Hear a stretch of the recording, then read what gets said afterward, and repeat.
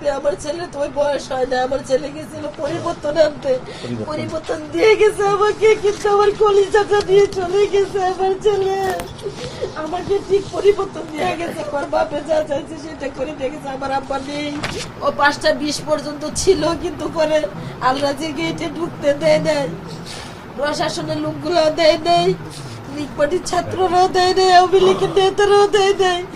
ও উল্টা পড়ে আছে, তখনও জীবিত।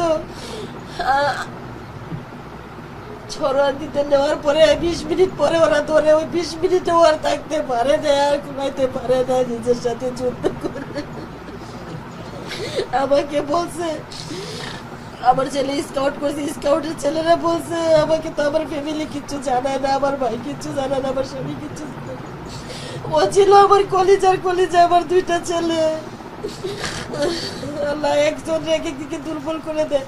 আমার মা চলে যাওয়ার পর আমি মানসিক ভাবে অনেক ভেঙে পড়ি। তখন আমার নামিজ মাত্র ক্লাস 4-এ পড়ে, ও আমার মায়ের ভূমিকা নিয়ে নেয়। এখন আমি সর্বহারা এতিম, এখন আমি এতিম। আমার ছেলের কত স্বপ্ন ছিল, অফিসার হবে, মায়ের স্বপ্ন গুছাবে।